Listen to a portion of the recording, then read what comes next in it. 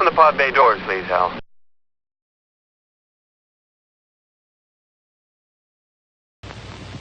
Will you play with me?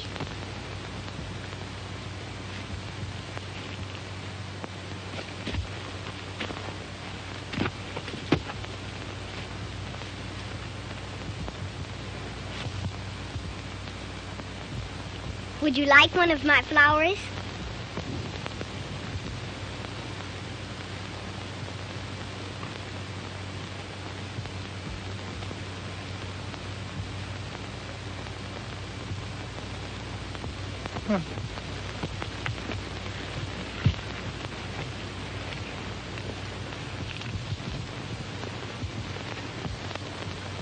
You have those, and I'll have these.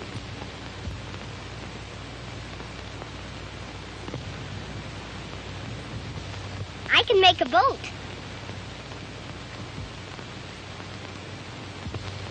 See how mine floats?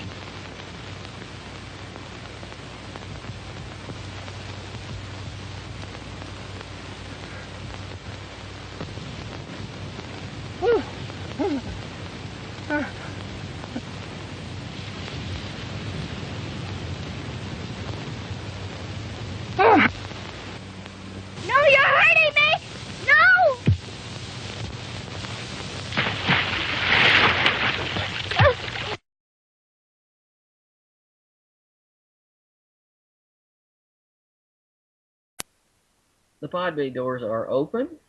Happy New Year, everyone. Welcome once again.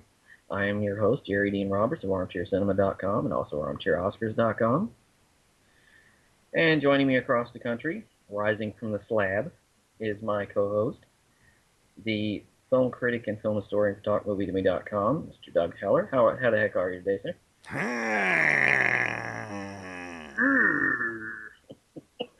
It's alive!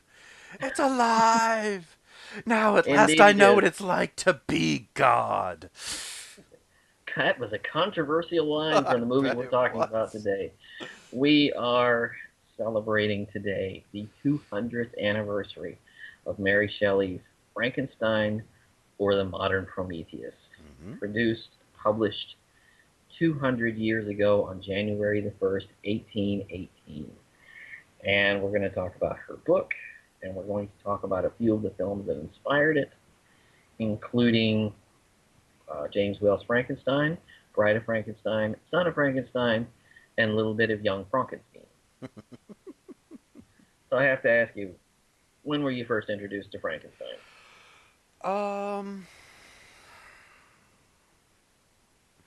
Probably high school.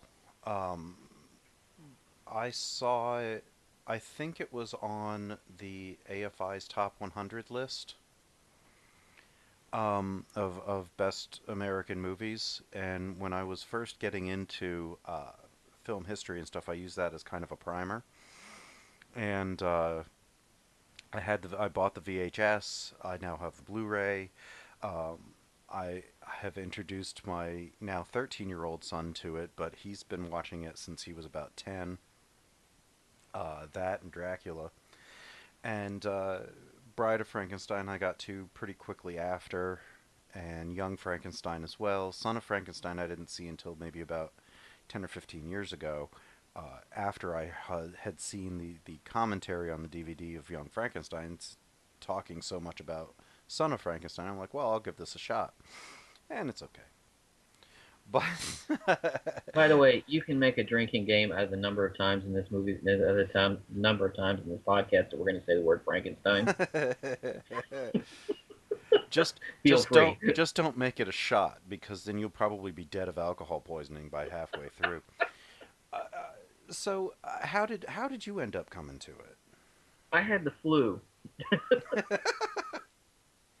in my senior year in high school, back in 1989 or 90, I had the flu, and I was home in bed for a week. And this was back during a time when AMC Still ran was movies? not the Walking Dead channel. And they actually used to show old movies Without kind of like commercials. without commercials. They were kind of the TCM, the forerunner to TCM Hmm.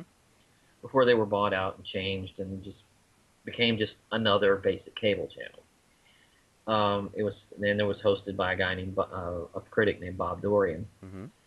Well, they showed on Saturday afternoons, they would show the old monster movies. Hmm. I remember on And Sunday mornings they used to run Three Stooges too, and yeah, Tarzan. yeah, they used to run if I remember correctly, I think they ran the show and it was hosted by Grandpa Munster. Hmm. Well, they were running Frankenstein, and they were running, and in between they would run a little documentary about the movie they were showing. Well, they ran a little documentary about Frankenstein, and I watched the movie, and I enjoyed it, and I watched it over and over and over again. And really, that was a launching pad for me to the point where I started taking movies seriously. I have loved movies my whole life, but this was the point where it really became a thing, where it really became an identifier for me. Why Frankenstein? I don't know. Um, it's kind of a silly movie, but there's a lot to it. It has a lot to say. It's a great performance by Karloff, Hmm. and I And just fell in Colin love with it. Clive. Yeah, yeah. And from there, I began to take movies seriously and just really, really study the medium.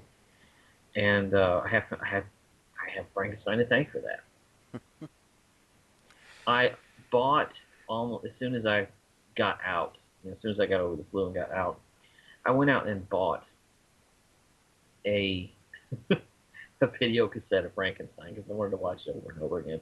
Unfortunately, the edition that I picked up was from Good Times Video, Oh no. and if you know Good Times Video, they were no frills. I mean, No. their video cassettes were like $1. If you were lucky, you could actually see the shapes on the screen. Yeah, you could Because actually their make out prints what was were being shown usually to you on so screen. washed out, They were terrible. so washed You out and couldn't looked like hear they had been anything. played. They looked like they'd been played continuously for 10 years and then drug up and down your driveway. Hmm. I mean, it And was they all awful. sounded, it was all. Yeah, yeah. And if you could make out the dialogue uh, and see actual shapes and people, it was actually a pretty good print from them. And it was cut. Yeah. Oh, Some of the dialogue was cut, and the famous scene with the little girl was cut. really? Oh, And yeah. yeah, yeah, and it was all yeah, and it looked terrible. You've seen old movies where you see the lines and all of that stuff, and Mm. it looked like that. It was terrible. Anyway, so I guess from that we should start from the beginning. Let's start. Why is this book so important? Why was this? Why was Frankenstein, the Modern Prometheus, so important? Well, it ushered in the era of modern horror And Gothic horror. and Gothic horror because I think this was one of the first really notable horror stories that didn't deal in the supernatural. Right. This was dealing in hard science. Well, Pseudoscience. as hard science as it was in 1818, but and feminist, if you'd like to know, this was of course written by a woman, not just a woman, an 18-year-old girl Yeah. named Mary Wollstonecraft Shelley, who started this book in 1816 during what was called the Year Without a Summer, in which at the time the world was kind of this region was kind of locked into a long, cold volcanic winter caused by the eruption of Mount Tambora in 1815. So they didn't really have summer days Hmm. that year. So a lot of people spent a lot of time indoors. And Mary Shelley and her lover, future husband Percy Shelley, kept company with Lord Byron. Hmm. They challenged each other to write a horror story. or It's scary. a ghost story, I think A is what ghost they. story. But yeah, and she kind of every day they kind of came back and she was like, "No, I don't have anything. I don't have anything." And the conversation of reanimating dead bodies had come up. I think galvanization, I think it was referred to as. And she couldn't go to sleep one night, and she was just thinking about this, and she ended up writing what was originally a short story, but just kept going and going and going, and uh, terrified the daylights out of Lord Byron Yeah. and Percy,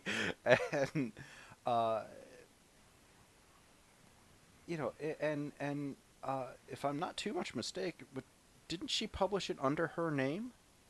She did not publish it under her name. It was published anonymously. Right, The second edition, which right. was released a few years later, was published under her name. I'm not sure exactly why that was. My research didn't turn up anything, but Because women were not considered women to didn't. be people, basically. And, oh, a woman can't do stuff like write and read, and just good But for they did sewing and write. cooking. The women authors generally wrote romance. They generally wrote, Or so, under male pseudonyms so that they could, right. like eventually, Itzhak Denizen was really a woman. Yeah.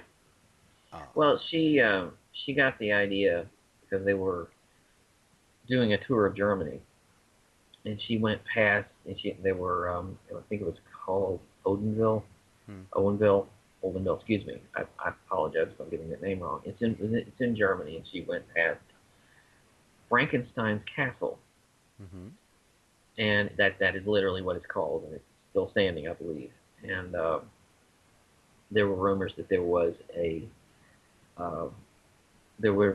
there was a scientist inside doing experiments on dead mm-hmm, flesh, and that is really the root of where the story came from. Now, the idea of reanimating dead tissue was nothing new no. because, I mean, man has been trying to reanimate the dead ever since time began. Trying to figure out how to bring life back. How to bring people back from the dead. It is impossible, as we find out, as of now, with the technology we have. Mm-hmm, But it was thought through.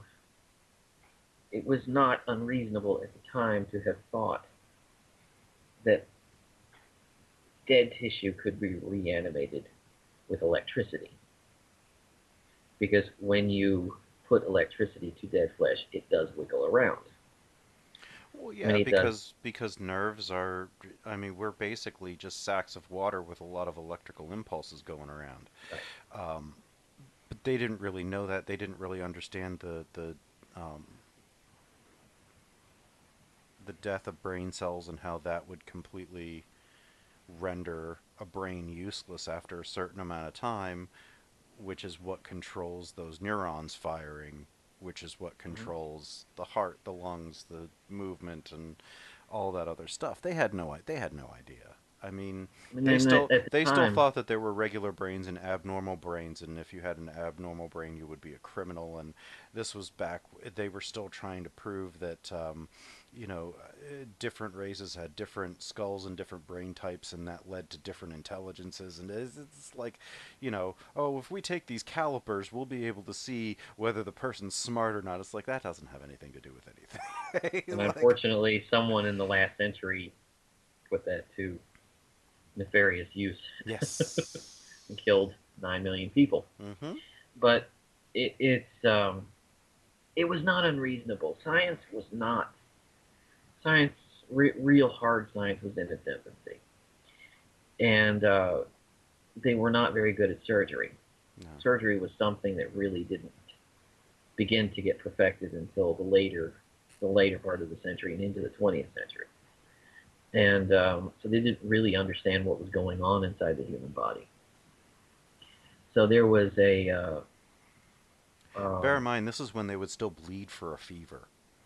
right. They're still using leeches, Yes. you know. You were using leeches for because you believed that there was such a thing as bad blood and good blood. Right. Or if you had a fever, they would have to poke a hole in your arm, Hmm. and it would bleed, and it would be like taking out uh, the hot blood, so that it's like Not understanding that all blood is hot. We're not right. making fun of anybody. It's just saying I that mean, and you know, this if somebody had chronic headaches, they would drill a hole in their head to relieve the pressure. I mean, right, this was right. really like ancient Egyptian stuff that never really got But they were still learning. They were still well. learning. I mean, we're still learning. Mm-hmm. Today we're still learning, and medical science will always continue to learn. It will never be perfected. But at this time, That's why they you call it a know, practice. why they call it a practice. That's how it came about. This book, I don't know if you've read the book. I have. It's hard to read. It is. It's difficult. It took me a couple of times to actually. It's a series of letters, Mm-hmm. a series of correspondence. It's written in a very clever way, but it's very, very confusing because there are times in the book when it goes and it does flashbacks of flashbacks.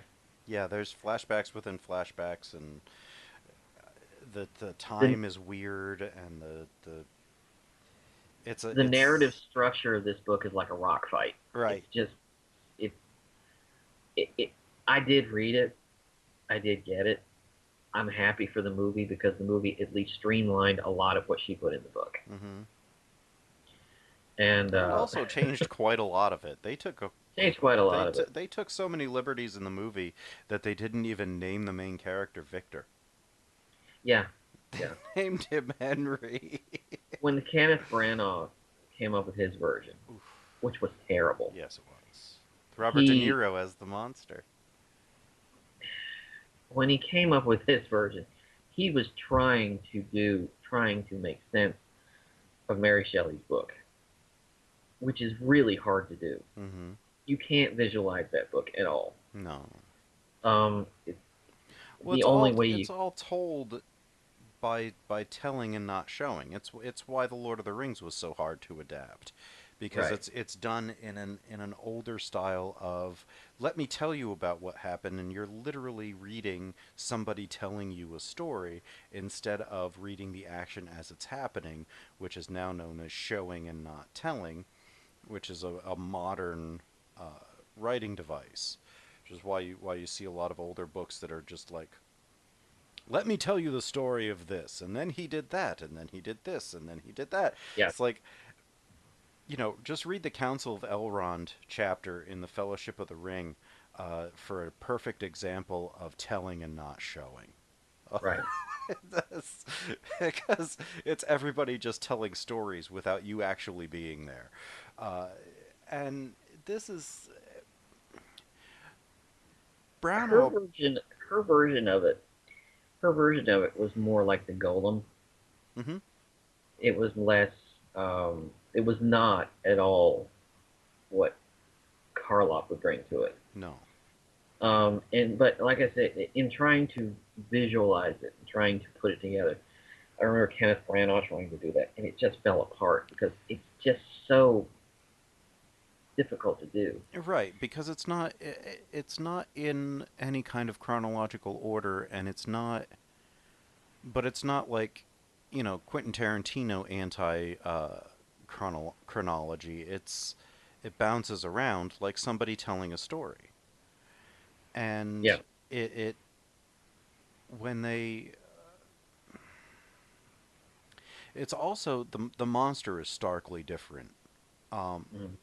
Karloff in Bride tried to bring a lot more intelligence to it, which Yeah. got wiped away in Sun. Mhm. But you know, There's a reason for that. yeah, the We'll get mo- to later. the monster in the book uh, actively reads, quotes Paradise Lost. Hmm. You know, so he's read Milton, which is something that I've never actually been able to do all the way through. The I've book is tried. far more. The book is far more philosophical Yes. than it is hard science fiction or hard science fact. It's more philosophies and characters and relationships. it's not quite what we would later associate with it. Mm-hmm. But I'm very glad that the story stuck around because when they tried to visualize it, it went through an evolution. Mm-hmm. There were It two was silent great. versions before the 31. There was a silent version. The only silent version I've ever seen was made in 1910. There was another one after it, but it's lost. So But it's lost. nobody's Yeah. nobody's The one seen that it. I saw, I think it's still streaming on YouTube. I saw it years ago. It was the character of Frankenstein, or the Doctor Frankenstein. We should make a There's Dr. Frankenstein and thing. there's Frankenstein's monster. Yeah, we need to make that distinction because when people say Frankenstein, they think it's a monster. I love Um, that was probably my favorite part in Son of Frankenstein when they say that the monster is often referred to with your name. mhm. Uh, I loved that they actually addressed that within the sort of movie canon. Yeah, I did yeah. enjoy that happened. Anyway. Um, the 1910 version is not at all what James Whale would put together 20 years later. It's more when Frankenstein creates the monster, it's more alchemy. Hmm. It's not quite the electrodes and the things like that, what have you call it. He more rises from an idea more than he does from science. The movie is only 15 minutes long. Right. It's interesting. I'll Well, just say that. it's like the 1909, I think, or 1908 version of Ben-Hur, which is pretty much two scenes in the chariot race. It's like, Yeah. it was like 11 to 13 minutes long, and there wasn't much to go on with it. I've seen a lot of those early films. Some of them are fascinating. Oh yeah. When I've they try to seen. condense Shakespeare into a silent 10-minute Oh my movie. God! Tell me about it. Did you ever see? Did you ever see The Great Train Robbery, Yes. 1902? Hmm.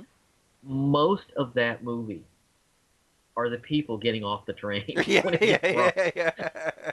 because we watch everybody get off that friggin' train. Right. That's most of the movie. And the movie's only like 4 minutes long.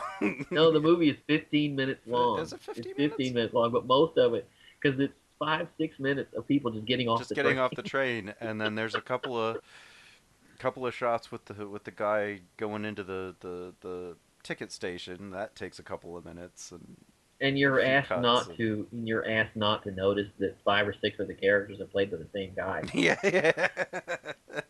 including the villain. Right. But those early films. If you ever really get down into They're those early fun. films, they're They're fun. fascinating. Yeah. Especially, and I gotta recommend this wholeheartedly. Especially if you get into anything made by Georges Méliès, Oh. because his work is He was brilliant. amazing. He He was was amazing. amazing. His most famous work was A Trip to the Moon. Hmm. His Which, Gulliver's Travels is fantastic too. if you've never seen if you've never seen A Trip to the Moon, you Oh. have seen A Trip to the Moon. Yes. Because if you've seen the moon with the rocket in its eye, That's it. that's George Méliès' Trip to the Moon.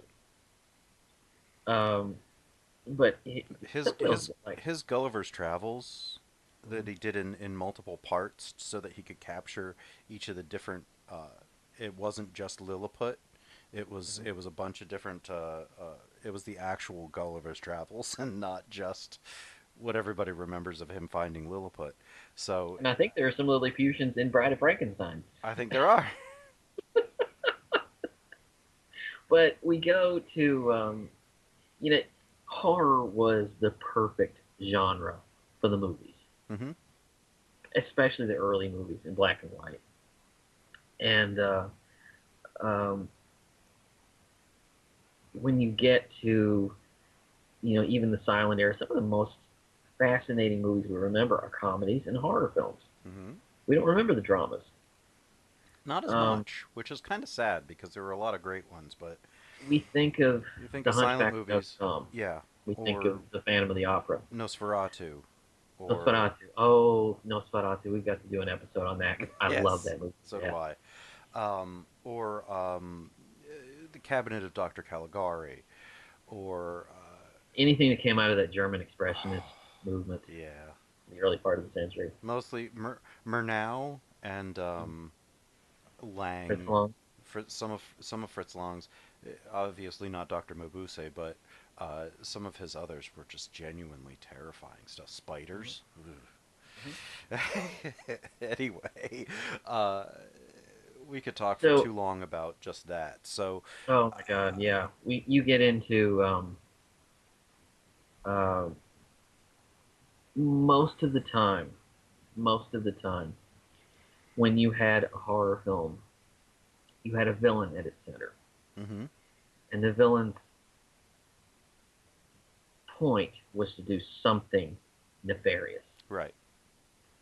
Frankenstein was not like that. It turns everything on its head because it asks you who's the monster.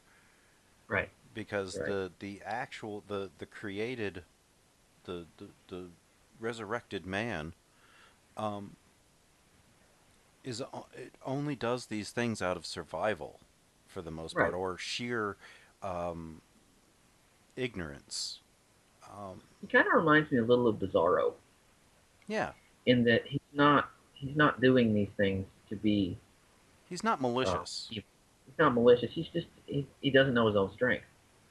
right? And And he doesn't know what's going to happen. He's a child in a powerful man's body, and he doesn't understand. Like with the little girl in the pond, they're throwing daisies in and they float. He thinks, well, if those float, let's see if she floats. yeah, And he doesn't mean to kill her. He doesn't mean to kill most of the people that he kills. and he doesn't ever think to save her either Right. Because because he doesn't know what life and death is. He's a child. he's not nurtured. Right. I have a theory that I believe that if you really counted the top Universal monster movies, and you should know, millennials, if you don't know this, back in the day, each studio seemed to have a specialty. Everybody had a M- niche. MGM had musicals, Warner Warner Brothers had Brothers gangsters. had the gangster pictures, and Universal had horror films. Yep. And so from there, you get Dracula, you get Frankenstein, you get the Mummy, you get the hmm Creatures from the Black Lagoon, you get all that. The Wolf Man, the Invisible Man. My theory is that the top tier, and I wrote about this years ago, the top tier uh, Universal horror monsters are essentially representative of the male growth. Mm. Okay? Frankenstein would be our infancy. hmm We don't understand anything, and all we want is love hmm and someone to love us. As we get older, the Wolfman represents our teenage years. The changes that are going on, the inner anger, the frustration that's coming about because of all the physical changes that are going on within us. Dracula is our desire to be a lover or be uh, to have a love life in which we are, excuse the term, in control. Hmm. Because it's deep seated in the generally deep seated in our minds, hmm and we want to be wanted and desired that way. Right. And the mummy is old age. hmm He wants to recast something from his past. He wants to recapture the love that he once had. So it's all deeply psychological, Yeah. and we connect with these characters because of that. But it all starts with Frankenstein in my mind, because this is where we begin. Because and the problem, the thing is, we are nurtured. As we're raised, we're nurtured, we're taught. Frankenstein was not. No. He's born abnormally, not through the natural chain of events, but through science. Right. No gestation, no time in the womb, just. And the story was not originally written that way, because originally the story was given to a director named Robert Florey, whose script really made the Frankenstein monster into a killing machine. Mm. And that's one of the reasons Bela Lugosi was not attached to it or left the project. Mm. Because initially, when he was brought in, he was brought in for makeup tests, which did not go well, and they wanted him because Dracula had been so successful. Mm-hmm. And when he saw the script, he just simply said, "This is not me. This isn't me. I don't play a scarecrow. Right. In my country, I'm beloved as an actor. I'm not going to be in America as a scarecrow." And he left the project, but he left the project as the script was originally written. They brought in Karloff, but Carl Laemmle, who ran Universal Pictures, brought in James Whale from England, and he was given this. He was given pretty much whatever project he wanted, Mm-hmm. and he took this, and he changed it, and he made it into the script that we know, which is more about more accenting human qualities of Frankenstein. Even though he doesn't talk, there's still a humanity there. Yeah. Looking at the movie, I can say it's very creaky. It's extremely stagey. Yeah. There's a moment mean, early in the film when Dr. Frankenstein and they don't call him Igor, they call him Fritz, Mm-hmm. dig up this corpse, and he's got this box, and they've got it halfway out of the grave, and he has to stop the monologue. Well, You I mean, know, it was an early talkie.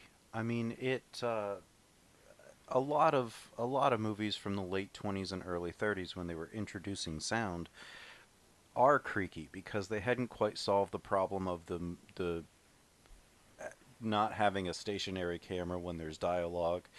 They still didn't have the editing capability to put a music track behind a scene with dialogue, so it was either music or it was oh, this needs dialogue mood or music. This needs mood music so badly. and Oh, there's because they times when it cries out you for a know they musical they score. didn't know how to do it. They didn't have the technology to do it, so it was just kind of there was score or there was dialogue, and there was never both. Yeah, So you do have to make some concessions. I mean, at least the sound quality and the sound track is better than, say, Broadway Melody or um, the yeah. Jazz Singer or which. Which were made only a few years before this, Yeah, yeah, before yeah. Only 1931. yeah, yeah. This was only like what 3 years out Yeah. from the first talkies, 4 years maybe. So They were excited about this because Dracula had been a smash, and it's a really good and movie. It's Todd Browning's the best picture. yeah, the Lemleys were excited about this. Universal Pictures was ready to go on this, Mm-hmm. and and this turned out to be a success. Mm-hmm. And a large part of this, and we can get into this now, a large part of this is because of Boris Karloff. Mm-hmm. He had been a stage actor for years, Yeah. and I don't recall. I don't think this was his first film. I don't think this was his first film at I all. don't think so. But this was the movie that made him a star, Mm-hmm. and a lot of his performance is because of Jack Pierce, his makeup man, Mm-hmm. who did the makeup for all of the Universal monsters. Right. Um, but what he did with the makeup was brilliant because he allowed us to focus on his eyes. Mm-hmm. Because if you can look into his eyes, you can see when he. And by the way, he makes a spectacular entrance in this movie. The door opens. He's he's seen in silhouette, and he steps forward Mm-hmm. very slowly, and then there's this close up on his face, and then he looks up, and you can see his eyes are very human Mm-hmm. and very. There's a lot of neediness, a lot of wanting in his eyes. So if you're on the right track, you can see a monster, and a lot of people were terrified by this. Right. If you look into his eyes, you can see it's not a monster. He just looks like one. Mm-hmm. And they did a lot of great things with the makeup, like a little darkening around the eyes, so that Right. the eyes would be accented. Boris Karloff removed his bridge work Mm-hmm. so that his cheeks would be sunken in, so it would Mm-hmm. give that pallor of death. Mm-hmm. He was wearing, I think, 20-pound boots so that he would lurch forward. It was just, Platform, and he was a tall man anyway, but these platform weighted shoes. these It just platform weighted shoes that just lurched his feet forward. yeah, and you know the thing that's always struck me, you were saying that there's usually a baddie, in this case the villain is actually the main character Yeah. in a lot of ways. It's the question of what is humanity and what happens when you sacrifice it. It has nothing to do really with the monster and everything to do with if you're willing to ignore your own humanity just to bring life to dead tissue. There's an actual humanity in the person that's brought to life, but where's yours? You know, Mhm. and you know, everybody reacts to the surface level of Mhm. he looks scary. They figured out where he came from, and He doesn't know his own strength. right, and they when they attack him, he's just it's self-preservation. I mean, it's the most basic instinct um, that he lashes out because he's prodded to anger. He doesn't understand his emotions. He doesn't understand his strength, and suddenly, because they are just looking at him. Which, Mhm. to be perfectly honest, a lot of the people in that town are no prizes themselves. But Oh, and let me tell you something. They are so quick to jump to the torches and pitchforks. They are just like that is their secondary reaction is to grab the torches and pitchforks at the merest sign of anything. right Let's go now, find out what's going on. it should be noted that the movie was brought up about, I was say, about 75 years or so. It was brought up to either the end of the 1800s or the early 1900s. Does not take place in Yeah, 1816 or it's before. very 19th century. Right. They brought it forward, and the way that you can tell that doesn't come until Son of Frankenstein, when the inspector has the watch and it's engraved and it has the year 1901. Right. So you know that his father wasn't doing this in the late 1700s, early 1800s, because he didn't know his father, and it's now like 100 years later. Right. So, and he's only in his like mid 30s. So Right. it's like, Well, and it's also culturally, we should also mention, this movie came out in 1931, the same year as Dracula. mm-hmm. I mean, a slam bang for Universal. Yeah. I mean, two major, major hits. Um, and this was this was before the production code. Mm-hmm. Production code came in 1934. There were two scenes cut from this film. Now, I mentioned this before. There are two scenes cut from this film. And they had not been restored by the time I saw this for the first time. One is early in the film when the creature comes to life. Mm-hmm. Dr. Frankenstein yells, "It's alive." He yells, "Now I know what it feels like to be God." Mm-hmm. When I saw this on AMC, that line was they had added in lightning effects, or had added in the thunder to Hmm. cover up the line because it was seen by the Joe Raines office as being blasphemous. So it was not restored until I believe the 1990s. I could Yeah. be wrong on that. Film historians correct me if I'm wrong. But the version that I saw did not have that line. Had that line in it, but you couldn't hear it. Right. I think You it said, was. I think it was when things really started to get restored, and that's when they put back the little girl drowning and the mhm. Because the version I saw did have the little girl, did have the drowning little girl.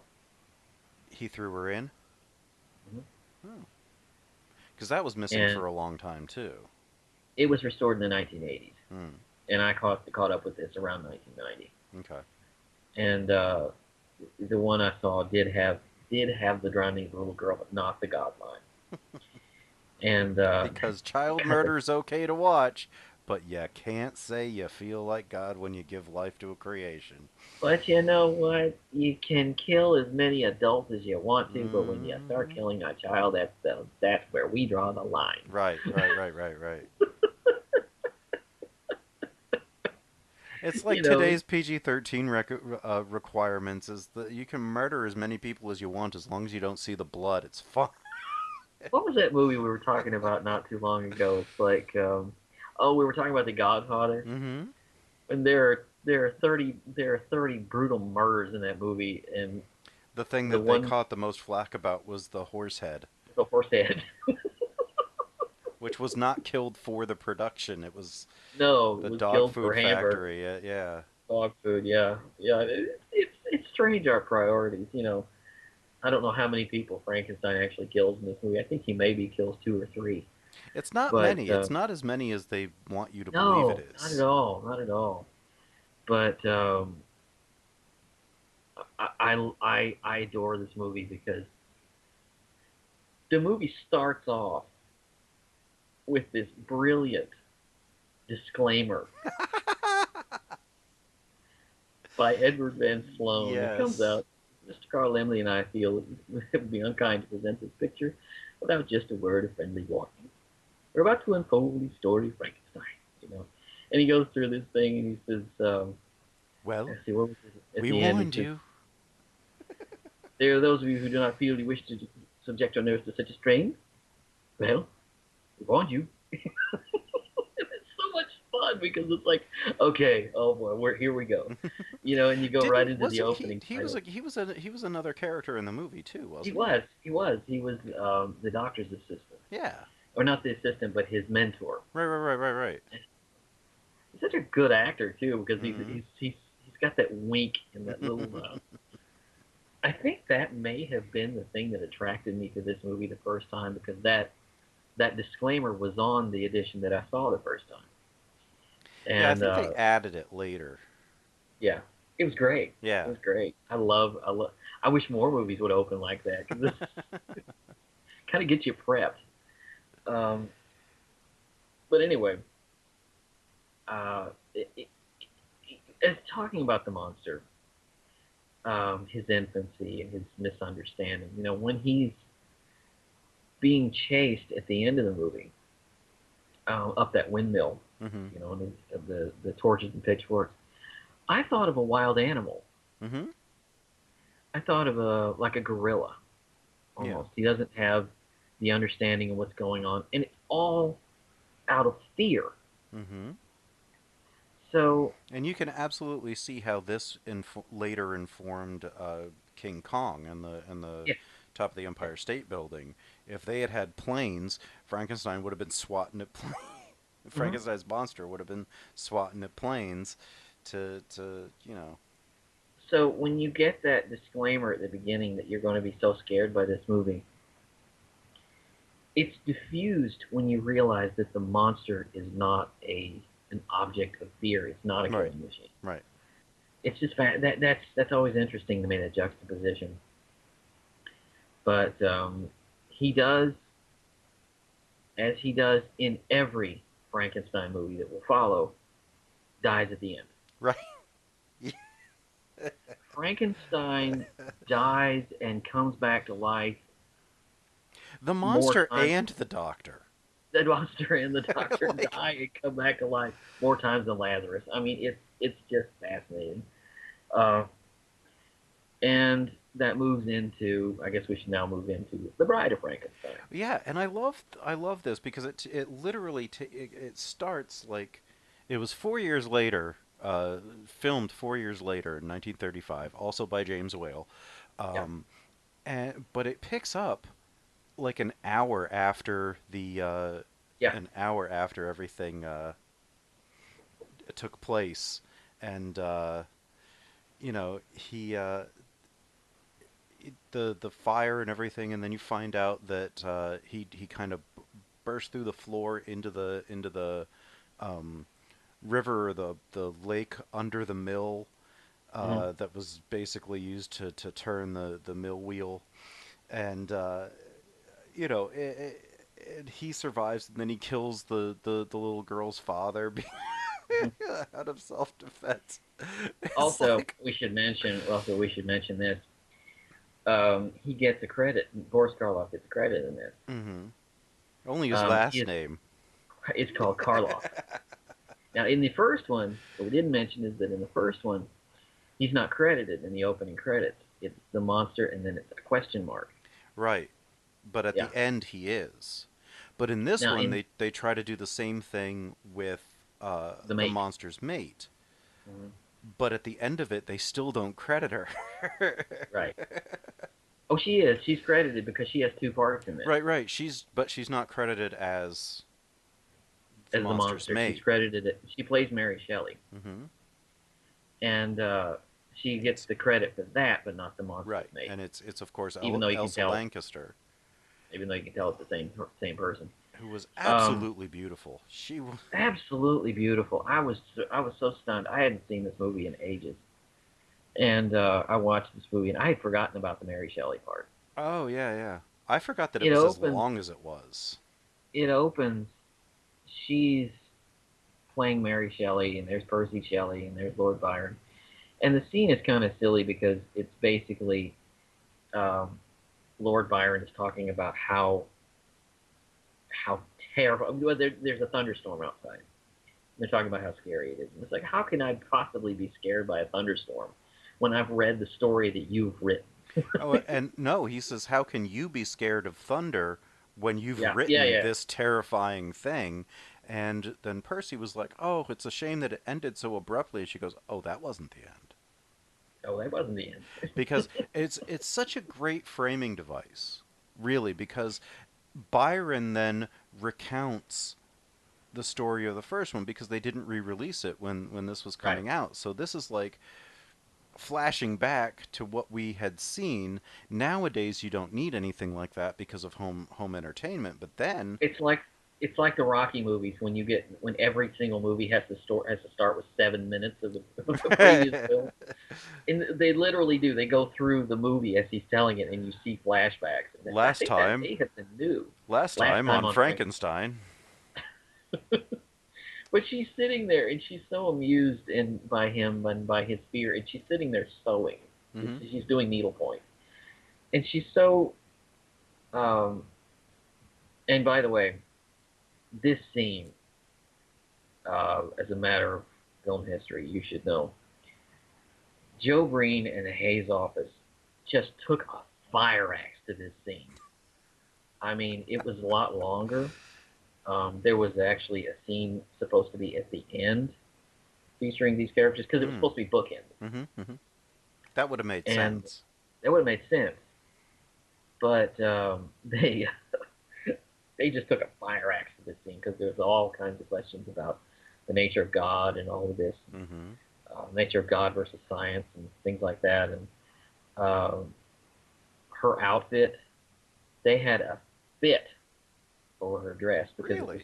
it was too low cut and all of this. It's just like, who cares, really? And because this was the first, this one was made after the induction of the production code. hmm And but anyway, yes, it goes into these flashbacks and then immediately goes into the story Right. in which the monster apparently didn't die. didn't burn up, but is he? It's been a few days since I've seen it. He's brought back to life. No, that's Son. Okay. Uh, in this, he kind of fell through the floor, and he's just like waiting for the fire to burn out so that he can get out. Yeah. And he's helped out by the little girl's by Maria's mother, thinking that it was her husband, and she runs If away. I get these Frankenstein movies mixed up, forgive me, because in preparation for this, I watched Frankenstein, Bride of Frankenstein, Son of Frankenstein, Ghost of Frankenstein, Frankenstein Meets the Wolfman, and House of Frankenstein, and a little bit of Young Frankenstein.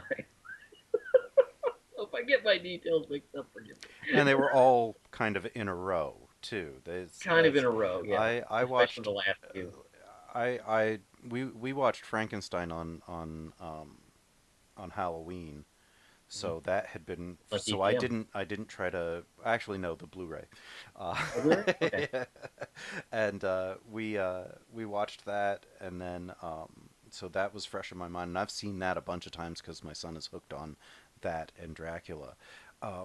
So I didn't revisit that. I revisited Bride. I showed it to him for the first time, and at the end of it, he's like, "That's it."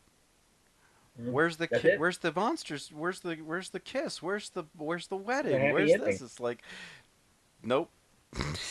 Sorry, kiddo. and then I watched Son because I'd only seen that once years ago after I found out that it had influenced Young Frankenstein, like I was saying at the top of the show. So I rewatched those two, but we watch Frankenstein and Young Frankenstein every few months. So I didn't need to go through those two. Actually, it's Fronkensteen. Frankenstein. Not by the end of it, though. Not by the end of it, though. We'll get. Listen, I work at a bookstore, and when kids come up to me and say, I'm looking for the book Frankenstein, and I turn around and look at them with that pause, and I'm like, actually, it's Fronkensteen. And you can tell which ones have seen Mel Brooks' movie and which ones haven't, because they just look at me with this wide-eyed and blink, blink. You know? But anyway, Bride of Frankenstein. You know what I noticed about this film, and I had seen it before, but I hadn't seen it in probably a decade and a half. This is a wildly ambitious movie. Mm-hmm. This is a way more ambitious movie than the first one. The first one is trying to be a serious monster movie. This one just goes off the rails with kookiness, like with the doctor that has like the miniatures. I love Dr. Pretorius. Dr. Pretorius is fantastic. It's like he brings out these because he tried to grow life in a test tube instead of reanimating dead tissue. So he's got these miniature people and in the little jars, and the horny king and all of this stuff that you would never have guessed and might not have been able to pull off just 4 years previous. Yeah, there was a mermaid, and he has the smaller animals, and like the elephant and stuff. It's like, and he goes to Frankenstein. He's like, "Look, I tried to do the things in a different way, and I got life, but it's all in miniature, whereas you got in massiveness this creature." And if we put our minds together, we could make a real human looking person. And he encounters the creature who's learned to speak because of a beautiful encounter with a blind man. Which honestly I can't watch that scene because Gene Hackman just pops into your... Gene Hackman is so implanted in my brain. Come back! I was gonna make espresso. I love that he says, "What is your name?" I didn't get that. Anyway, but Dr. Pretorius, I love this character because if you go immediately from Frankenstein to Bride of Frankenstein, the kookiness just kind of slaps you in the face. Yeah. And Dr. Pretorius is like, let's see, what was that line? He says, sometimes I've wondered whether life wouldn't be much more amusing if it were all devils. Yeah. You know, And no angels and no yeah. nonsense about angels and being God. Right. He's just so loving this, and He's he's yeah, great. he is the evil scientist that they try to make Henry out to be, but Hmm. he was just in pursuit of science, whereas Yeah, Pretorius is just malicious, like up one side and down the other. Like yeah, he's he's he's one step away from the Snidely Whiplash mustache, yeah. like twirling it, going yes. He has the line. He has the great. Let's see, what was that line? He says, "To a world of gods and Yes. monsters." And it's just But it's this picture. I admire Frankenstein and Bride of Frankenstein because of their sheer economy of storytelling. They're both only about an hour and a quarter long. yeah, none of them are really long, very Son long. of Frankenstein is an hour and 40 minutes, and it's Didn't need to obvious. be. It's very obvious that it's that long, and that they had about $2 to make that movie. Um, Well, this one, let me talk. We got to talk about Karloff in this one oh, because the chief blunder in this one is they let the monster talk. One of the things that made that first movie work was because it's all pantomime. It's all a physical performance, and he did those things where he took the bridge work out so his cheeks would be hollow, and he couldn't do that because he wouldn't be able to talk. And they let him talk, and it doesn't work. It's not necessary. now, see, I'm on the absolute opposite end of the spectrum of that, because I kind of look at it as, it's following right up. It is literally hours later, days later, and he's learning, he's growing, Mm. he is becoming more human. He is becoming his brain is starting to fire more neurons, and he's becoming more aware and more active, and I think that it lends kind of more depth to him because he's able to show that he is not just a creature. He is sentient now. He knows. He understands speech. He knows he's starting to make speech. Mm. I think that it was a really good step. It's kind of like And then they killed that idea in the third one. right, the like right out. Yeah. He's so like he's so diminished in the third one that Boris Karloff's Igor is able to just control him and make him do whatever he wants. Yeah. It's like Yeah. I But this one, that turn was equally that in my mind was not even a return to the original. It was more of a debasement, yeah. and just you understand why Karloff quit after that. It's like, Well, the funny thing to me is how quickly the doctor is led, because the doctor wants nothing to do with these experiments again. Because the monster in the first one created such horror that he doesn't want anything to do with it. right, But he Corey is acknowledged his so mistake, and he's like, I can't continue on with this, but then he just gets drawn right back in. But Pretorius just drags him, just leads him, seduces him back into this, and it's like, to give the monster a mate. Mm-hmm. The whole Adam and Eve thing. And by the way, Elsa Lanchester is in this movie as the monster for about 4 minutes. It's like she's just it's barely anything. Like, She's in the movie at the end, mm-hmm. and I mean right at the end of the movie. And they have some wonderful upward angle shots Mm-hmm. of her looking at Frankenstein. And then, of course, Frankenstein has the line, "She hates me," and all of that. That's their relationship, basically. Yeah. She hits at him, he's like, "She hates me," and he wants to destroy the castle. Elsa Lanchester, even in those brief moments,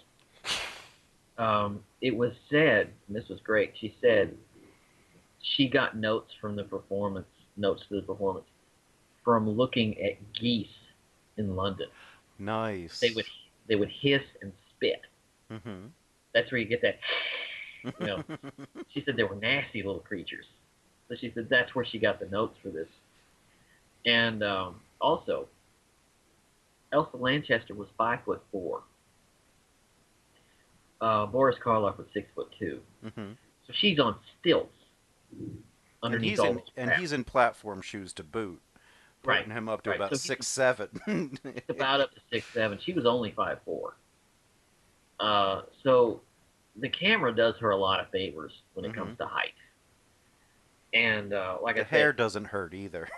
The hair doesn't hurt either. It's a horsehair cage that's placed on her head. That's what the hair is. And but like I said, she's not in the movie at all. No. She gives more of a performance. She gets more screen time, probably as Mary Shelley than she does as Oh, absolutely, absolutely.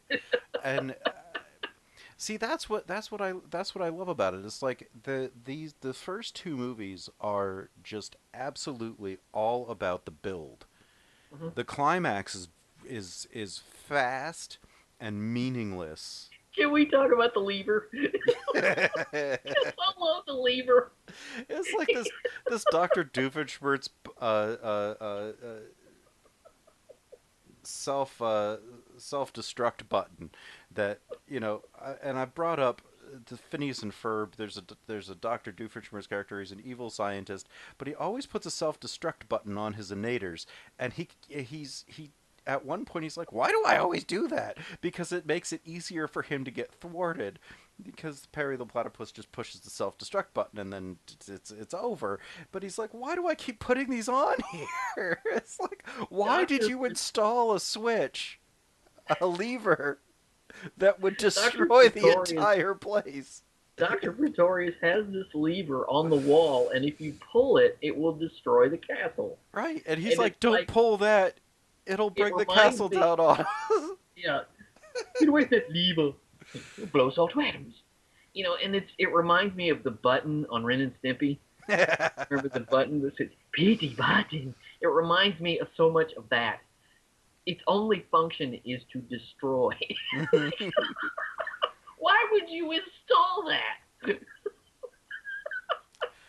That is probably the strangest Deus Ex Machina I've ever seen. If things really go to pot, you pull the lever and destroy everything. When you've got a town full of people who are so quick to torches and pitchforks, I guess you need it. Yeah. Wait, let me just pull the lever. So, and that leads.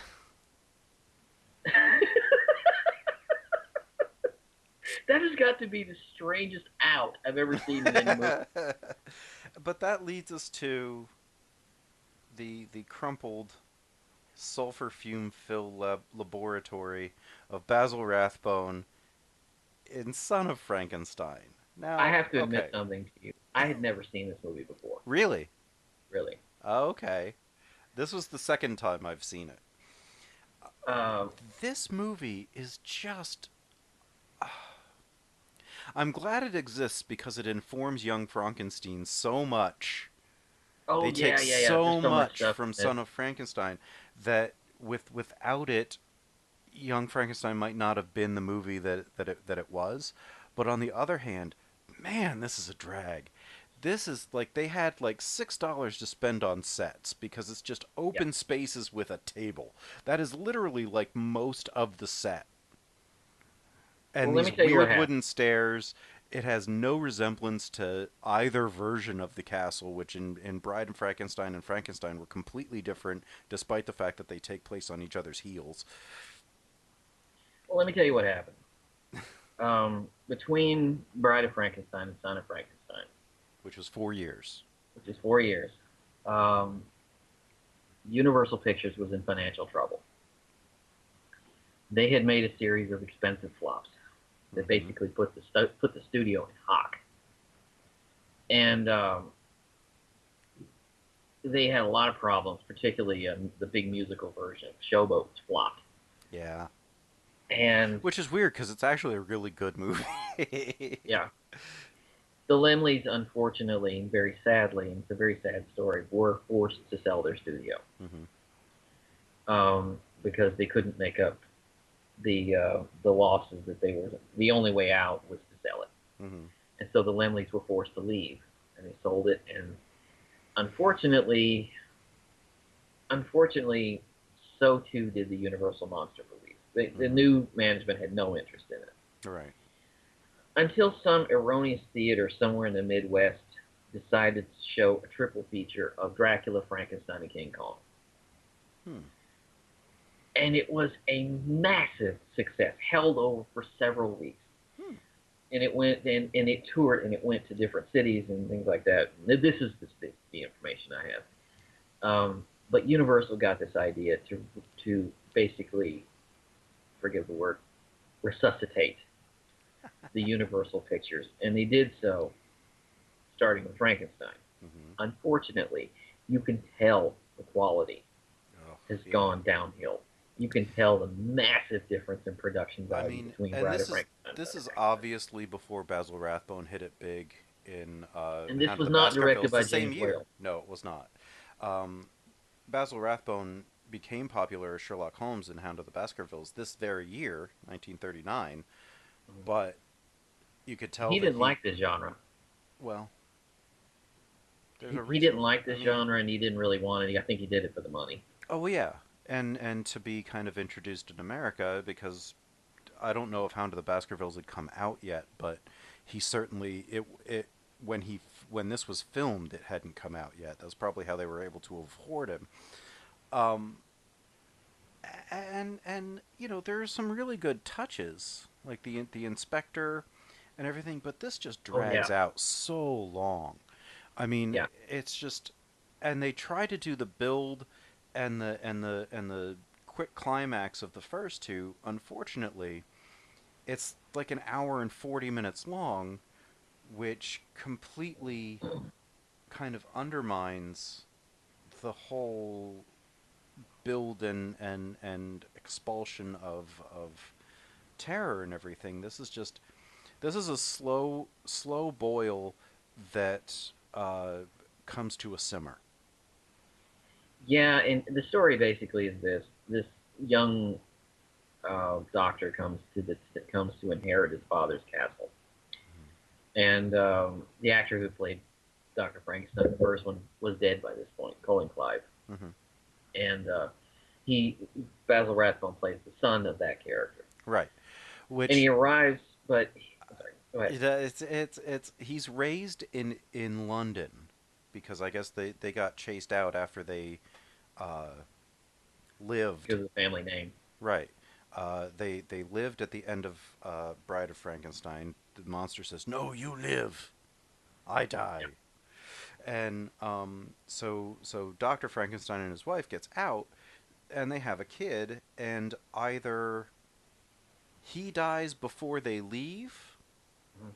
because he's in the family crypt downstairs, or um, he dies and his body is shipped back because the Basil Rathbone character is raised in London and relocates to America, which is apparently where the wife is from, even though she speaks with a British accent. Right. And The character actually was lived in the at the end of Bride of Frankenstein, but he was originally supposed to die because if you look at the overhead shot while the castle's blowing up, you can still see him in there. right. Little error. I'm sorry. Go ahead. So, you know, then so he comes back and he's like, I don't remember my father. I never really met him. So you can tell that he grew up in London with just his mother telling him stories, and he comes to think that the father is just misunderstood, which in a lot of ways I guess he kind of was. Yeah. Um, and then he kind of he picks up because the monster's not dead. Igor, in a the best part of this is Bela Lugosi's Oh, performance. absolutely. Yes. He is really really good in this. As Yeah, this Igor with a broken neck. He has this yeah. craggy voice. He was he Yeah. he he was hanged for Mhm. stealing money, they say, They say. And Torches and pitchforks again. yeah, he was hanged until dead, and he was declared dead, but he wasn't dead. So they can't do anything to him because he's already on the books as dead, and they won't reverse that. Yeah. Because it would call into question the doctor, who their argument was every other person the doctor declared dead is dead. But he's right there. Yeah, and they're talking to him. You're talking to him. He's And right they're like, there. "Oh, He's alive. we can't hang him because he's already been hanged and killed." So he just basically can do whatever he wants because they feel that because he's been pronounced dead, he is beyond the law. But he's right there. He's right You're there. talking to him. You got him in court. He tells you he's eager. He's laughing at you. Yeah, He's yeah. not dead. Change the books. So it's I mean, they're German. They don't want to admit that they're mistakes, so they're just rolling with it. That's my people. I understand it. We are stubborn folk. But This makes less sense than the lever at the end. Yeah, it does. It does. It really does. So, and he's had the monster doing stuff for him, which is basically killing off the jurors that found him guilty, that led him to the gallows, that didn't end up killing him.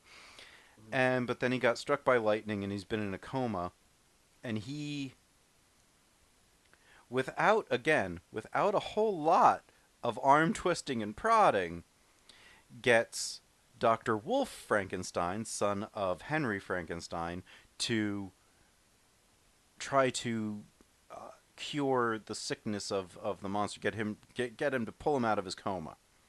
Oh, we gotta talk about, though, he takes him to the family crypt.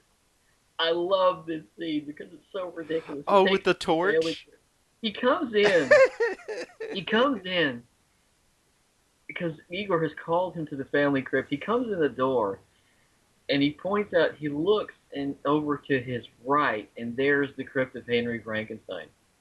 And he says, "No, that's not what I wanted to show you." And he says, and all of a sudden he looks up, and he sees in the foreground this slab with Frankenstein. Like, this is the first thing he would have noticed when he came in the door. Right. But there's a little bit of misdirection, because as soon as Igor brings him in, he pushes him over to the left and says, "Hey, here's your grandfather's tomb. Here's your father's tomb," and it said Henry Frankenstein, maker of monsters.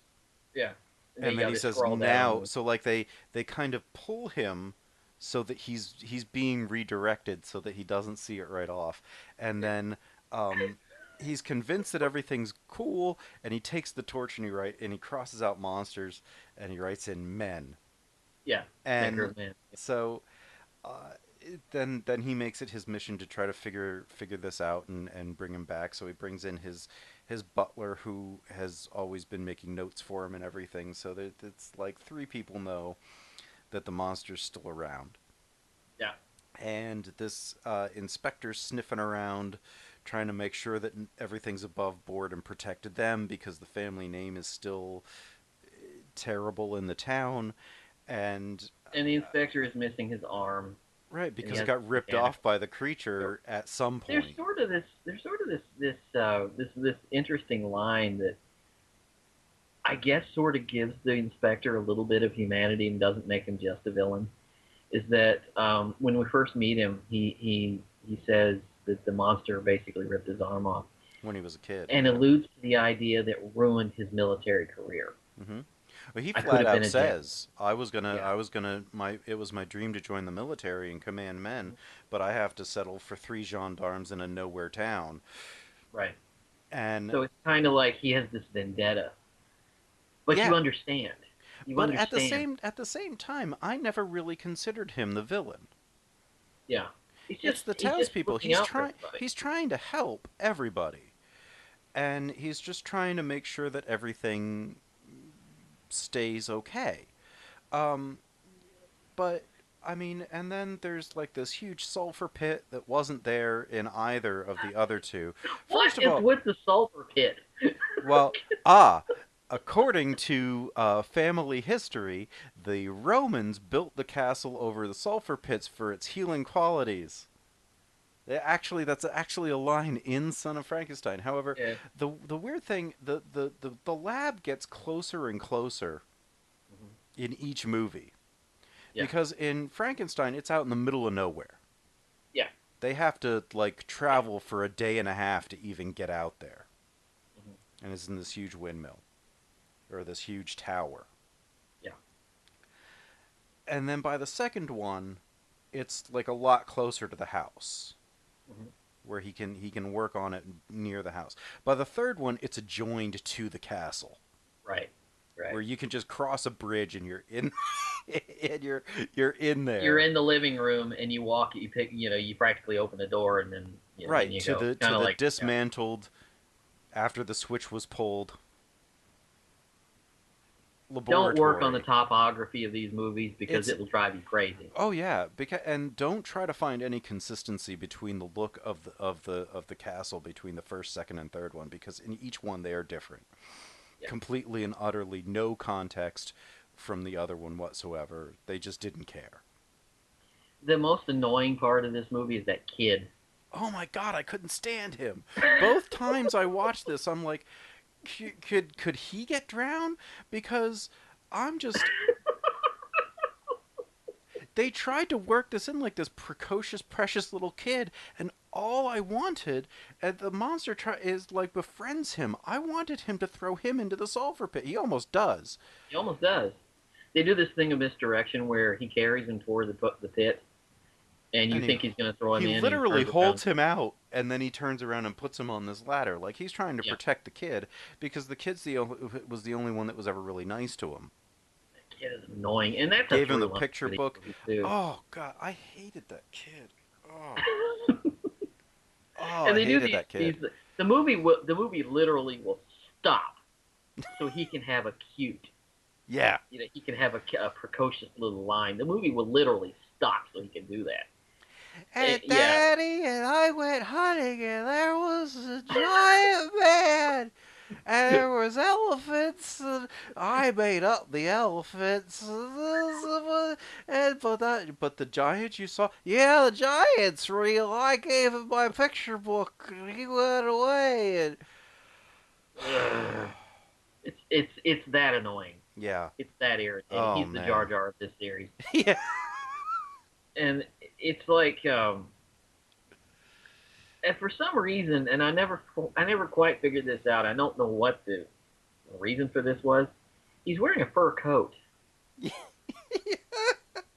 Like and again, and he can't talk. Yeah, his speech has been rendered out of him. I'm gonna say that it was probably due to that second lightning bolt. Yeah. Just kind of reset him. Well, for some reason, he's attained a fur coat for this one. I don't know what that's about. I think that was an easier way than having layers and building up his chest and everything. It was just have this heavy thing with a box, and then just... It also should be noted, this was his last performance, Karloff's last performance as a monster. Right. He gave it up after this. Which is he jumped into an 800 degree Fahrenheit sulfur pit at the end. But... Well, he gets thrown in, kicked in, but... He didn't kill him. No, because apparently you can't kill him. Well, he and Igor both died. Igor gets shot. Mm-hmm. And he and Igor both died, and Frankenstein falls into the sulfur pit. Mm-hmm. And massive explosion. Before we move on, I want to talk about one thing, is that if you want to see the movie that informed Young Frankenstein, this is it. Because all of the classic things are in this, especially the Inspector. Yeah. Because, the Kenneth Mars character, if you were a thirsty day, what? Said it will curse the day he was born a Frankenstein. All of that is here. Mm-hmm. The mush mouth kind of thing, and the dart game is here. The little hand throwing the dart. The ratchet arm. Yeah, and, the ratchet arm. Yeah. This movie informs Young Frankenstein the most more than the other two. Um, A so lot yeah, of Bride of Frankenstein, but especially this one. right. Especially this one. There's a lot more of the themes to this one um, brought into Young Frankenstein. Young Frankenstein would probably be a better remake of Son of Frankenstein than Son of Frankenstein was as an original picture. Son of Frankenstein looks like a $5 movie. I swear. I know. If you look at Everything the, is just these cavernous sets with like a table or a bed, yeah, it's a like fireplace. Like, you remember the first one, those sweating stone castles and all of that stuff, and yeah. There everything was looks so much so great. atmosphere There's and no atmosphere here. no, there was None. all in the first two. There was like clutter. There was like a lived-in look, like they'd been there for a long time. This, I mean, obviously they hadn't been there in a long time, but it's literally just like this massive room with one piece of furniture in it, Mm. which is most And of the sets.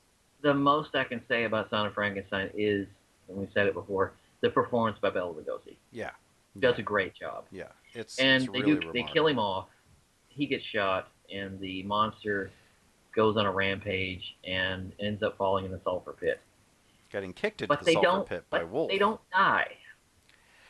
So But now they don't you're die. gonna have to take over a little bit because I have not seen Ghost of Frankenstein or House of Frankenstein. I Ghost missed of those two. Frankenstein has got It's the hard to stupidest find. plot.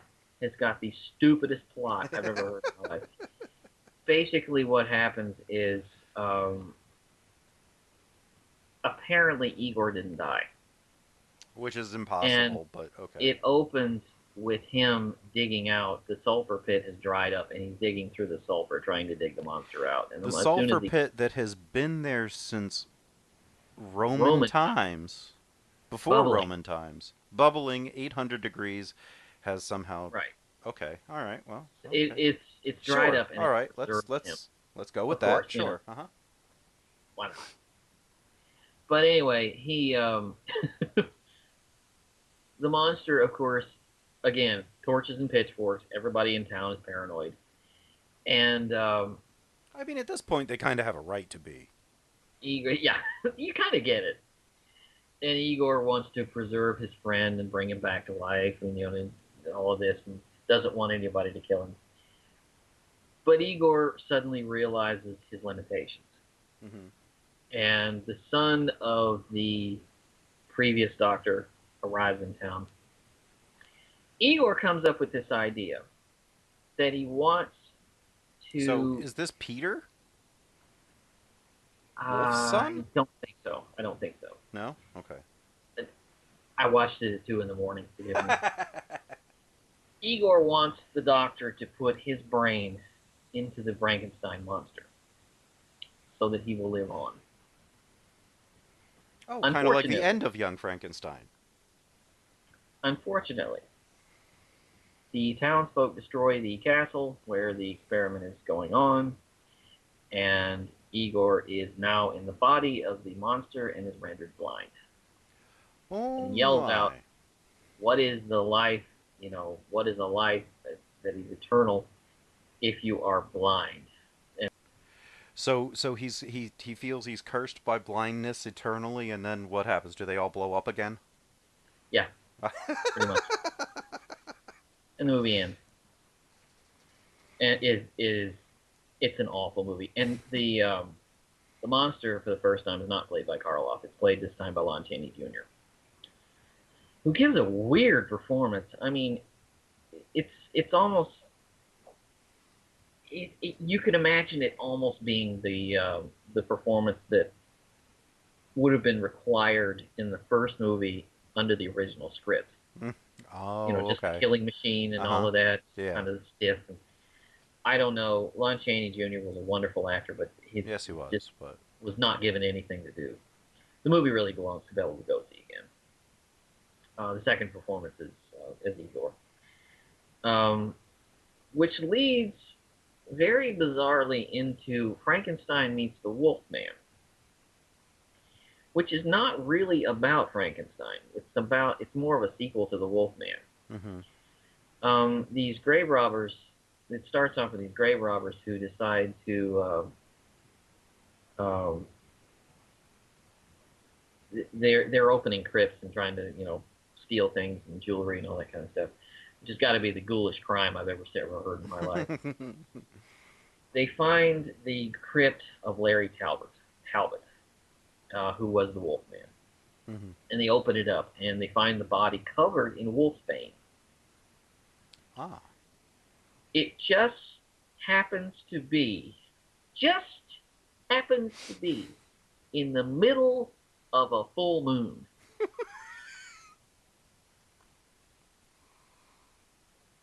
They know the legend of Larry Talbot. They know the legend of the Wolfman. But they waited until a full moon to do this. So he grows hair where there wasn't hair before and rises up and kills them both. And he goes on a rampage. Now, I'm going to say this about this movie. Lon Chaney Jr.'s performance in this movie is really, really good. Because he's a guy who basically... Well, the Wolfman was his signature role. Yeah, and it's a tragedy. But he plays it so beautifully because he's a man who wants to be dead. Because he knows there is no reversal to this curse. Mm-hmm. And all through the movie, that's his through line through the movie. I want to find a way to die. I want someone to kill me for this. Because I know that there's never going to ever be a way to control this. And there's a really, I don't know if it was meant to be funny or serious, but there's a scene where he ends up at a German beer fest where this organ grinder is singing a song about we should all live eternally. And it's like, and he walks into the guy, why would you sing that? Why would you sing that? But he finds Dr. Frankenstein, and he says, Dr. Frankenstein, I want to die. I want to be done with this. Is there anything you can do? Because he's looking for Dr. Frankenstein's notes, so that maybe he can find some cure for this. It just gets stupid, really. And despite Lon Chaney Jr.'s performance, it really gets stupid. I wish I could explain the ending of it, but it got to be 4 o'clock in the morning, and I couldn't. I'm sorry, I'm failing on my job as a critic, but I just... From there, we're gonna skip to 1974 and Young Frankenstein. Actually, it's Fronkensteen. Mel Brooks's, in my opinion, best film. Blazing Saddles and the producers are incredible, but this is just about perfect. It's hard to find a quibble with this picture. It's not only is it reverent, but it's irreverent, and it's probably his best looking picture. It's his best sustained picture, narrative wise, and so Gene Wilder, in his best performance ever. Mm-hmm. Sorry, Willy Wonka and the Chocolate Factory lovers. It's his best performance because he plays it straight. He does, and everybody does, except Marty Feldman. But because they asked Mel Brooks, "Where did you get these people?" He said, "Well, Gene Wilder, I was friends with." And then they asked him, "Where'd you get Marty Feldman?" He said, "He came from heaven." Because if you're making a comedy, you can't. I mean, he is comic gold. Yeah. Damn your eyes! Too late. So, and he plays the grandson of Victor Frankenstein, brought back. Because they all do. It's always got to be the son. It can't just be some outsider that was interested in it. It's got to be some kind of lady. Well, you got to have the name. Yeah. It's in the blood. Frankenstein. Yes, it's in their blood, just like Igor says in Son of Frankenstein. It's in your blood. So he gets called back. He inherits he's a physician himself, and eventually he finds the notes, and he's like, yes, it could work, and then so he starts down that path again. Good work!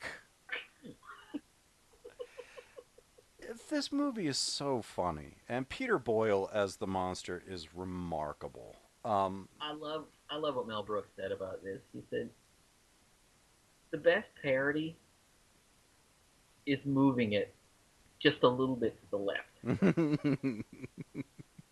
You take what is there and you move it just slightly. Mm-hmm. Because Frankenstein is ridiculous anyway. Right. Well, which is a motto that he did not continue Mhm. after this. After this, everything kind of started to get silly and moved into spoof instead of parody. Most especially like silent movie and high anxiety and the But even still, they were they were keeping. they were better than History of the World Part 1, Spaceballs. History of the World Part 1 was basically your show of shows. Yeah, It but was just it a was jumble of stuff. horrible. It was horrible. And There's some things like yeah, it's yeah. Um, Spaceballs. I think I still laugh at it because of nostalgia, because I saw it when I was a little kid. Mhm. And Robin Hood Men in Tights is just dreadful, and Dracula Dead and Loving It. There's a reason why he didn't direct anything after that. Um, that was just the worst attempt at trying to catch lightning in a bottle twice with trying to do a horror spoof. He'd already done it perfectly. one of the reasons this movie works is because it is so lovingly in the genre, Yeah, so absolutely. lovingly in the moment, so beautifully in the moment. It's so And that was the something that Gene atmosphere. Wilder wanted. Like Huh? they came up with this on the set of Blazing Saddles, and Wilder was like, "I'll do this with you if you don't act in it, if you stay behind the camera and we do it right. We do it in black and white. We do it like it's one of these movies. It's just funny." And that was probably the best thing to ever happen to Mhm. specifically this movie and to Mel Brooks, because when he's not in his movies, they're really really good. Um, I mean, he's in Blazing Saddles and that's fantastic, but the producers in this, he's not in them, and so he can focus on the story. He can focus on the visuals, and he's really a talented director when he's not sidetracked by trying to get an unfunny joke to work. Yeah, in this movie in particular, the Mm. cast Yeah. is really the reason it works. And I think, in just Terry my Garr is so good in that. my personal opinion, the glue to this really is Cloris Leachman, Oh yeah. because Frau she's really Blucher. the one, the character who's playing. She's so close to the old hags from the old James Whale movies. I mean, she's so Yeah. close. And in the whole running gag with Bob Luker, and then the horses beer. Because I think, if I'm not mistaken, the word Glucher translates to glue. I think so. Yeah, yeah, yeah. Yeah, and she has that scene where she goes up the stairs, and there's no railing, and she turns around, stay close to the conduits. The staircase can be quite treacherous, and she hasn't lit the candle. Just walking around without a lit candle. Yeah, that happens a few times in this. There's no candle. And then they And have these moments like whenever he's turning in. He's going to bed. And she keeps turning around and she says, "Put the doctor cap up, Randy, for would fucking you time." would you like a nightcap? Glass of milk? All the tea. Ovaltine. No, thank you. Nothing. Nothing. Thank you. I'm a little tired. Which I've used that line many times in my life. Little tired. You know, Uh, and Terry Garr and Madeline Kahn and what? Knockers. thank you, Doctor. Roll, roll, roll into hay.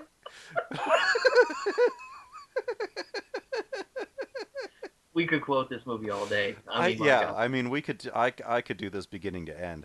There are moments in this movie that are so beautiful, and I love the scene where they're on the roof and the monster has run away, and they're on the roof, and he's playing his violin, trying to lead him back, and he's got his music, and next to him is Igor with his horn, and he's got his music, and he's just sitting there, and then all of a sudden his cue, and he jumps up and runs over to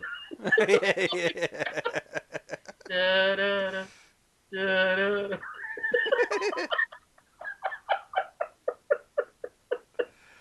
Marty Feldman was magnificent in this. Marty Feldman was magnificent. He's just great. I love that scene where they're sitting there at the table. And this is one of Mel Brooks' favorite scenes. Like, the monster didn't come to life, and Dr. Frankenstein is so depressed. And he says, Doctor, you haven't touched your food. And he smashes the food. Happy? With his fingers, I've touched it. Then Marty There, Feldman is like, he's sitting there eating the boiled potato, and he says, I remember back home, oh, Dad, the things you say to me. And then he stops. Yeah. Well, Well, like what did he say? What are you doing in the bathroom day and night? Why don't you give somebody else a chance? And then he goes back to eating the potato.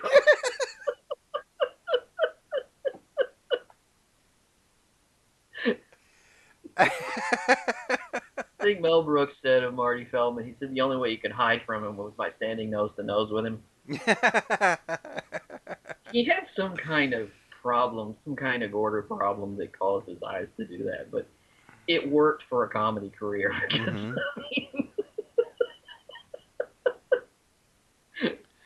It was just, he's just marvelous. Ain't got nobody. Yakata-cha, yakata-cha, yakata-cha. Igor, would you get the bag? Sure, you take the blonde and I'll take the one in the typing.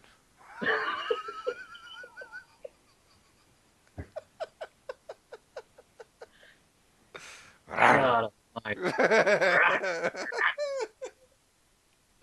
Oh, and Madeline Kahn. God. Oh.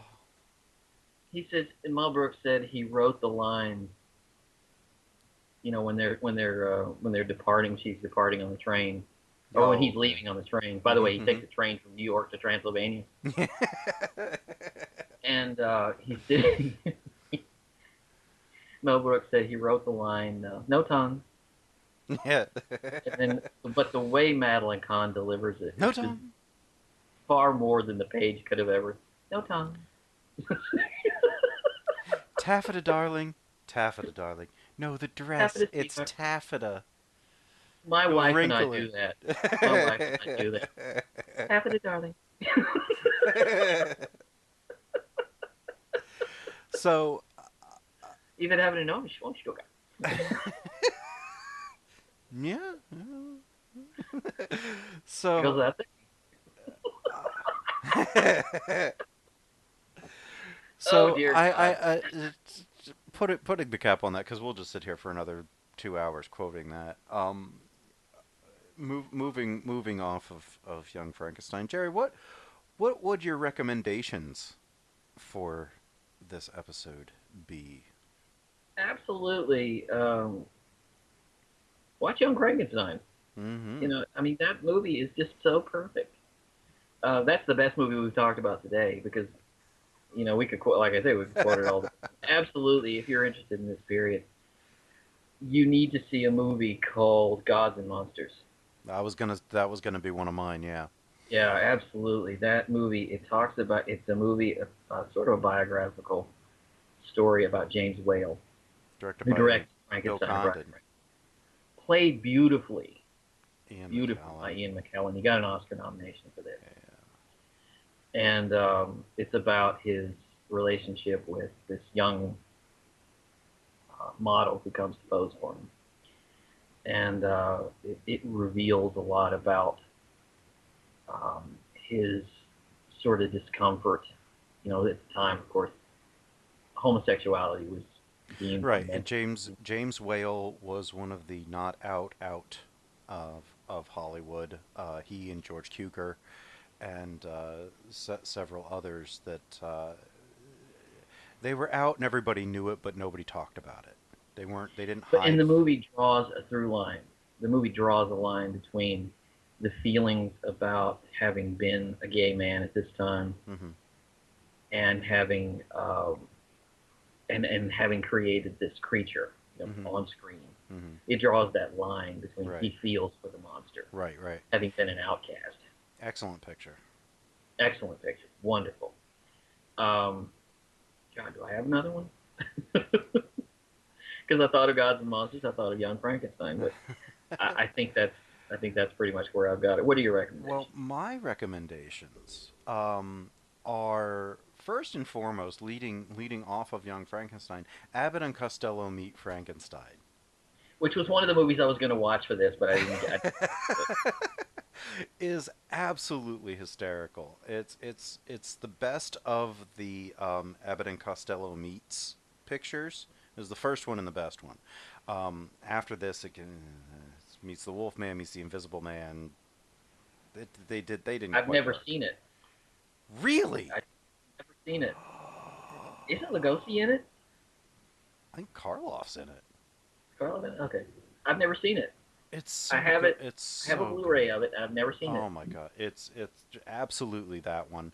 Um, Gods and Monsters was one of the ones that I was going to say, and also the Hammer Studios in England in the mid Hmm. '70s took up the gauntlet of the old Universal Studios, and they started remaking um, a lot of those different Universal classics with a more British flavor to them. Of course, Dracula starring Christopher Lee and Peter Cushing, and they also did a series of Frankenstein movies, Yeah. which they're not great, but they are very entertaining, and they're good for what they were trying to do.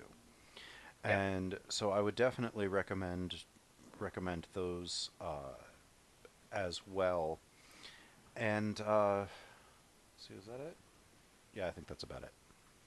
So, Don't read the what do book. we? Don't read the book. The book is, if you have to, fine, but the book is really confusing. I like. I I can't recommend it. I like the book. Oh, one other movie for Boris Karloff. That was the one I was going to do.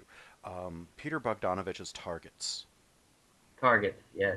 Um, Anything you can find with Karloff is great. yeah, I mean he The plays horse's mouth or anything like that. an aged movie star at a drive-in for the release of his most recent picture, and it turns out that there's real horror going on. A guy gets on top of a water tank and starts shooting at a highway, um, and it's these two plots kind of are at odds, and then they come together. Brilliant picture, one of Bogdanovich's best. Mhm. Um, After the last picture show. Yeah. So definitely targets. So Uh, next Karloff week. and the horse's mouth. Oh yeah. So Good movie. next week, what have we got? Well, it's your choice. Yes, it is. And you are introducing me to a movie I've never seen, That seems to but be a a book running that I theme here. but a book that I've started and I promise someday I will finish. It is called Tristram Shandy, A Cock and Bull Story. Yes. I Greatest as book about procrastination ever written. absolutely. We'll get more into it next week, but I have actually read the book cover to cover, um, and have seen the movie probably half a dozen times. It's one of my favorite movies from the 2000s. I think you'll enjoy it. It's the book never really gets around to telling its real story, which is the autobiography of Tristram Shandy. He gets caught up in everything. By the end of it, he finally gets to when he was born. This movie, uh, By the end of it, he finally gets to the beginning of it. Right, by the end of this movie, they finally get around to more or less making the movie. I So can't speak. I haven't seen the movie yet. it's wonderful. I love it, and we'll talk about that next week. Um, Thank you very much for listening to us. You can find all of our back episodes at www.thepodbaydoorspodcast.wordpress.com. I am Doug Heller, film critic and film historian for TalkMovieToMe.com, signing off for myself and for my co-host, Jerry Dean Roberts of ArmchairCinema.com, ArmchairOscars.com, and OverThinkingOscars.com. Yes, Jerry. May I say a very happy new year, a happy 2018, and to you, to a world of gods and monsters. The world of gods and monsters. Thank you so much for listening, and the pod bay doors are now closed. The mission has been completed.